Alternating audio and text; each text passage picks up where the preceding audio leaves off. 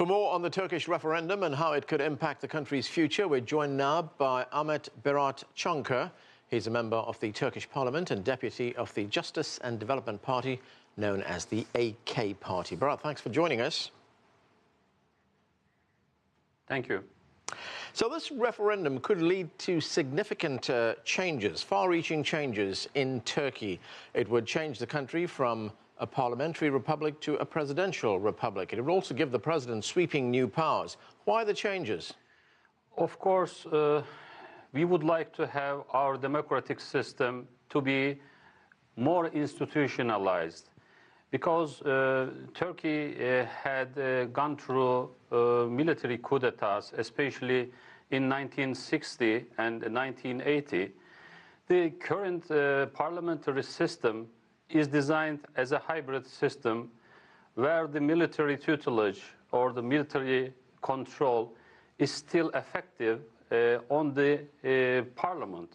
So we would like to make our constitution more democratically stronger, so that the will of our people will be reflected in governing our country in a much better way.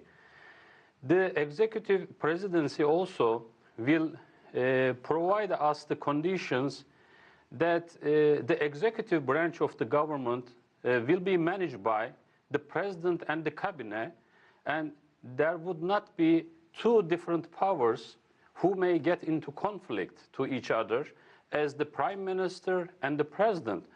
Because in the past we had experienced a lot of crises, a lot of tensions between the presidents and the prime ministers, because the current system gives a lot of power to the president, which is directly elected by the people, and the prime minister is also directly elected by the people. So we would like to combine these two positions under the presidential cabinet and have a more effective and more efficient rule of our system. Okay, you say the goal is to make the country democratically stronger, but as you are aware, there's been very fierce criticism of these proposals that are going to be put to the people in this referendum. It could, as Britain's Daily Telegraph newspaper says, lead to one-man rule and very little accountability. There'll be too much power concentrated in one man's hands. Actually, these kind of comments are not really realistic, and they are unfounded, because with the current changes to this constitution, we are making our parliament stronger. We are, for the first time, giving the parliament to investigate, the powers to investigate the president and the cabinet, because in the current system, the president cannot be investigated or sent to the court. So with the changes in this referendum, we will make sure that the president and his cabinet will be responsible in front of the parliament, and if need be, the parliament would be able to take the president and the cabinet members to the constitutional court for the trial. So there is this democratic check and balance system which will make our country much more democratic. Well, you know, one argument being made is that there is nothing inherently wrong with a presidential system, but it has to be accompanied by proper checks, strong checks and balances. But let's take a look at Turkey right now. 140,000 people arrested or dismissed since the coup last year. Turkey is 151 out of 180 countries on the Press Freedom Index. That's an index put together by the organization Reporters Without Borders. That's led the opposition, the Republican Party, the People's Party, to say that these changes would, quote, entrench dictatorship. So, whereas I hear what you're saying, the opposition is saying it's not taking place under normal circumstances. Actually, if you look at the situation, after the coup attempt, we are basically trying to clean our system from these tutelage powers, from these criminal gangs or criminal organizations who are in the state apparatus. So basically the FETÖ organization for maybe more than 45 years, has organized itself in a secret agenda to control all the state apparatus.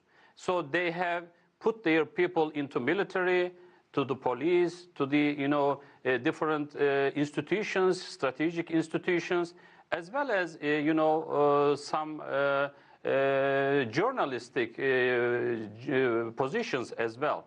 So this organization, as we call FETÖ, is a very widespread organization. It's not only limited to the state institutions. So after the coup attempt, we had very strong evidence on their secret organization.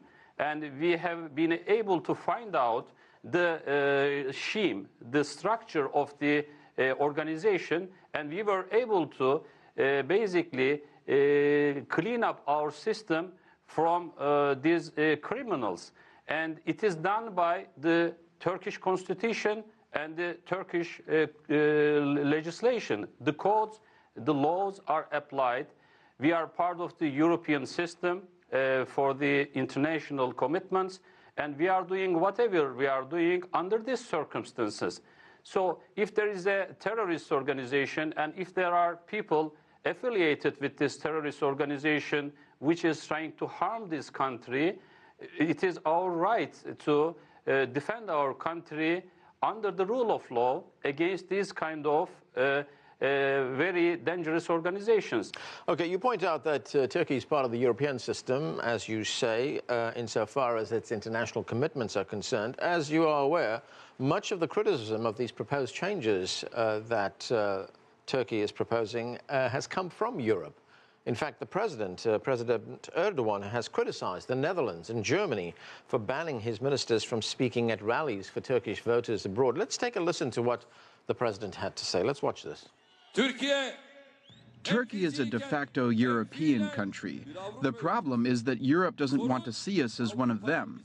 Those who grant free travel to countries on the other side of the world keep Turkey waiting at the door after stalling us for the past half-century. As we have been stalled off, which of the countries who have joined the bloc are in better shape than Turkey in terms of democracy and the economy? Are there different criteria for them than for us? It seems that there are. So listening to the President there, what do you think is going to be the impact of this referendum on Turkey's bid to become part of the European Union?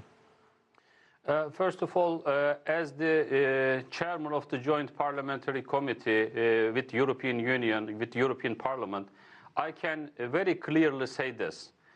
Turkey has been doing all of its work for the accession negotiations for European Union. But there is a political decision from the European side to block these negotiations. So it's not moving anywhere right now. On top of this, unfortunately, we have seen that some European countries actually did not abide by their values, European democratic values, freedom of speech, freedom of propaganda, freedom of gathering, and they basically blocked our campaign where we would be able to meet our people and explain them about the constitutional changes.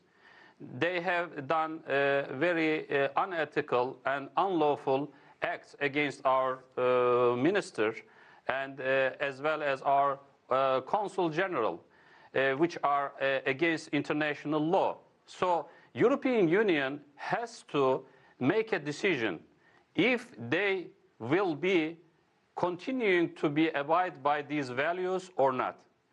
If they are not going to support the democracy, if they are not going to basically stop supporting some terrorist organizations, providing grant to some terrorist organizations in their countries, this will affect Turkey's relationship with the European Union and European countries.